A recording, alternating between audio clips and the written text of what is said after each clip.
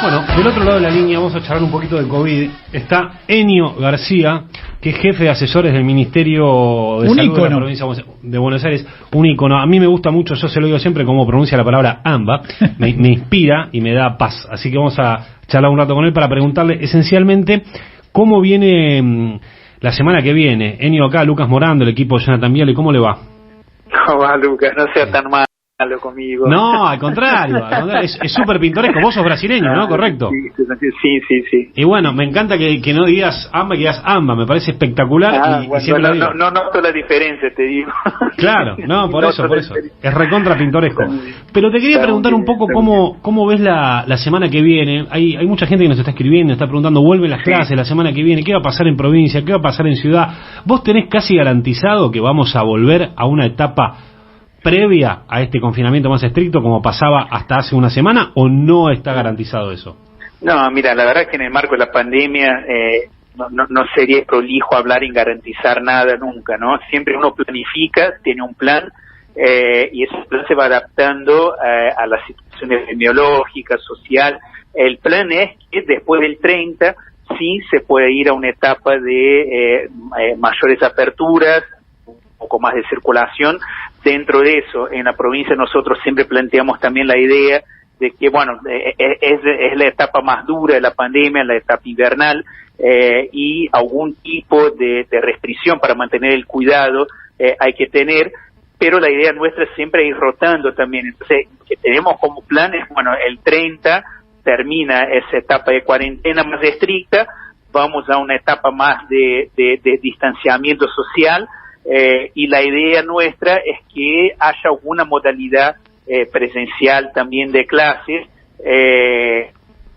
siempre que sea posible, ¿no? Rotando por ahí con otra actividad que se pueda postergar un poco más la reapertura. Esa es la idea original que tenemos, pero bueno, siempre tenemos que estar evaluando día a día y desafortunadamente no podemos dar tantas certezas porque la situación epidemiológica es muy cambiante. ¿De qué depende que, más allá de la certeza, pero de qué depende que puedan abrir o cerrar? De cómo, porque ustedes vienen analizando, por ahí la gente no lo sabe, la curva de casos, pero son promedios semanales, digamos. La famosa media móvil. ¿A vos te cambia lo que va a pasar mañana y pasado? No. La curva de casos no va a cambiar mucho, o sea, va a haber algún cambio claramente. Entendemos que el cambio va a ser para mejor porque la movilidad bajó mucho, ¿no? Pero uno mira otros indicadores también, y me parece que un indicador muy importante en el contexto que estamos hoy es la ocupación de camas y fundamentalmente las... Enio, ¿estás bien? Tengamos un sincronazo de eso. ¿Hola? ¿Estás bien?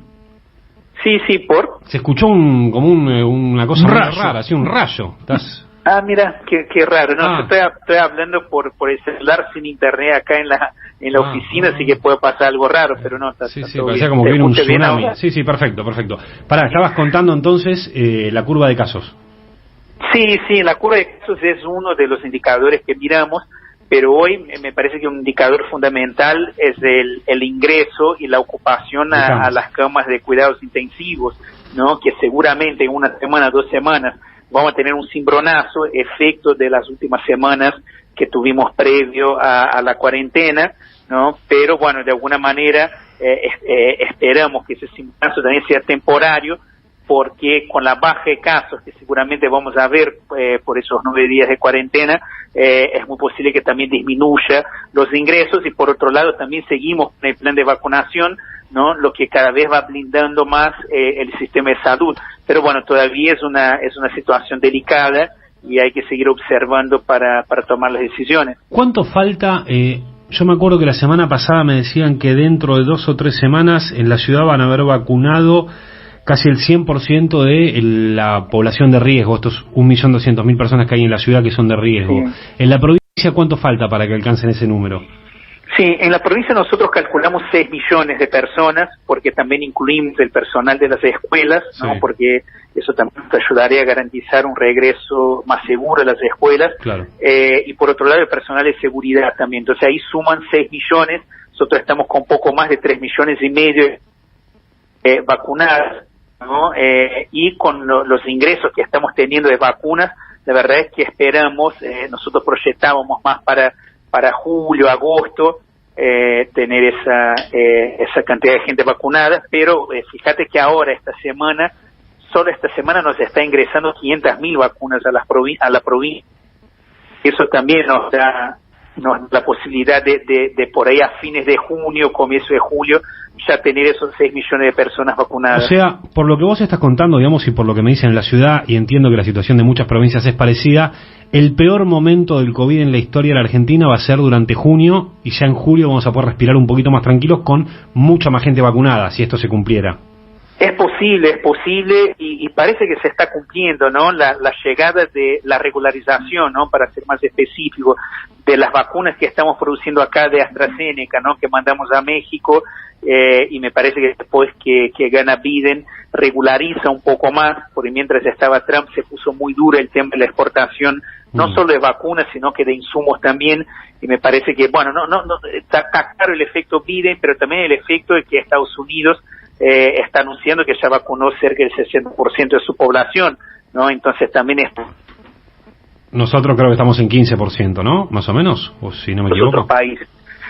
Y después también lo que se está regularizando desde Rusia, ¿no? Parece que se activó las plantas que ellos tenían prometido, que vienen bien retrasadas, pero parece que se activó la producción en esas plantas, y también están regularizando, o se está regularizando el envío de Sputnik para cumplir con el contrato que tenían con Argentina. Entonces son dos muy buenas noticias, que si efectivamente se cumplen, nos va a poner en ese escenario que vos ya estás planteando, ¿no? Bancar lo que quede de mayo, bancar junio, y por ahí en julio ya estamos en otra situación para enfrentar la pandemia.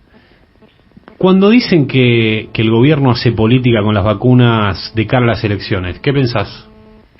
Y yo creo que es una exageración, ¿no? La verdad que se está trabajando desde el año pasado con el tema de las vacunas. Yo creo que también hay un aporte de la oposición a eso, ¿no? Porque justamente lo que sentimos es que algunos sectores de la oposición, no todos, hoy leí una nota en La Nación del gobernador de Jujuy. ¿Estás por ahí para que se te cortó? ¿Leíste una nota de Morales, sí?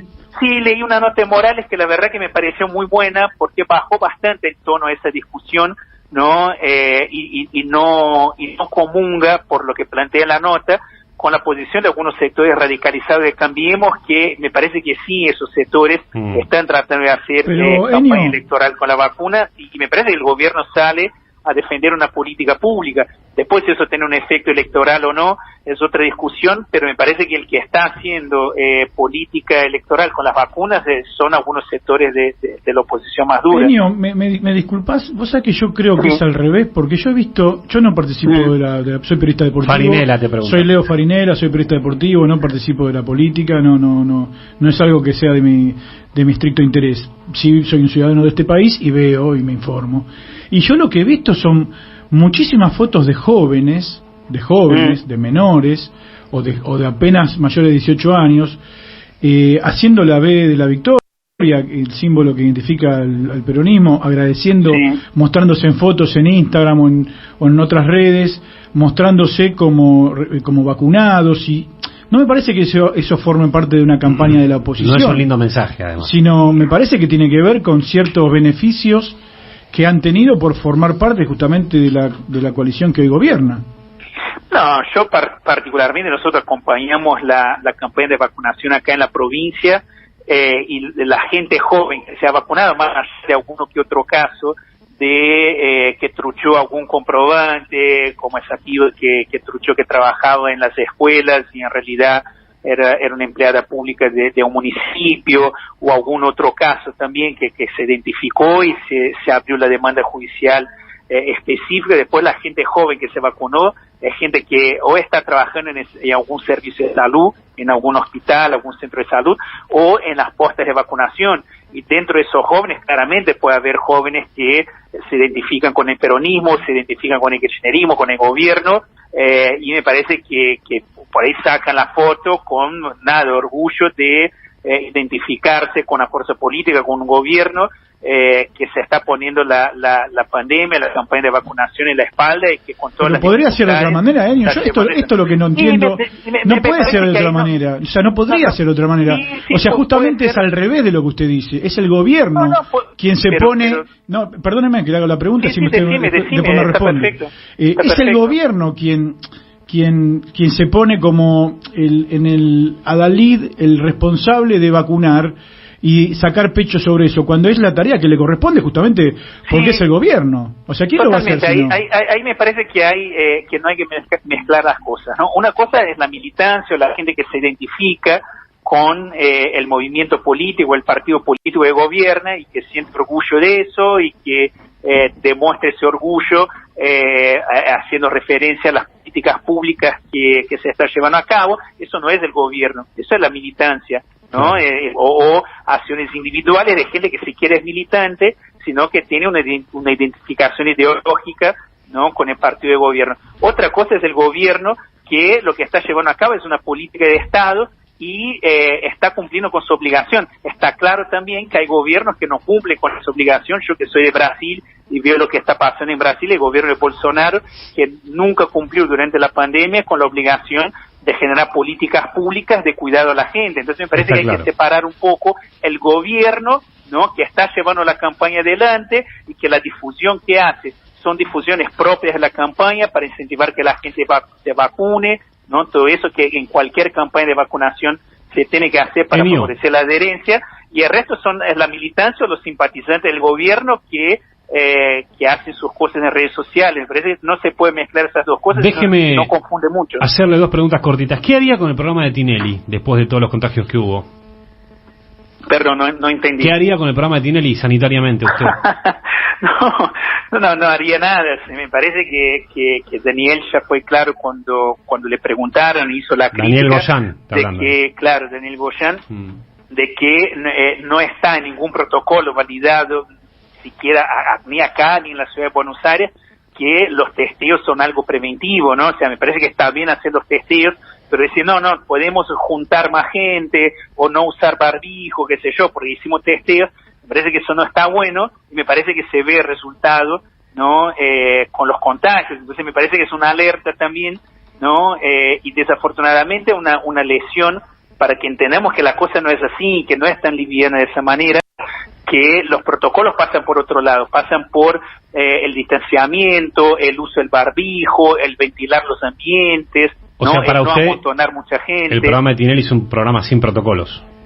No, es un programa que por ahí se equivocó en el planteo del protocolo, que por ahí hizo una apuesta equivocada, ¿no?, en que testear a todo el mundo era suficiente para garantizar el cuidado, y no, todo lo contrario, ¿no? El testeo es una acción clínica de diagnóstico que tiene que tener un sentido, ¿no? O sea, testear por testear no sirve, más allá de que los testeos se transformaron en un fetiche durante esa pandemia. Para nosotros que trabajamos en salud hace años es una sorpresa que sea así, pero bueno, o sea, me parece que levanta una alerta, ¿no? Y tenemos que utilizar esas cosas para concientizar, no para recriminar. Me parece que se equivocaron, pero bueno, ojalá que puedan de alguna manera aprender con ese equívoco, ¿no?, y ayudarnos a informar mejor a la gente. Me parece que eso hay que transformar esos equívocos en campañas de comunicación. Lo último que le pregunto, ¿cómo se llama la zona que une el conurbano con la ciudad de Buenos Aires? El AMBA. Ahí está, gracias, señor. Me encanta cómo lo dice. Le juro, me da en AMBA. Gracias, señor. Le mando un abrazo. Abrazo grande. Tenemos un montón de tanda para liquidar y volvemos en un ratito.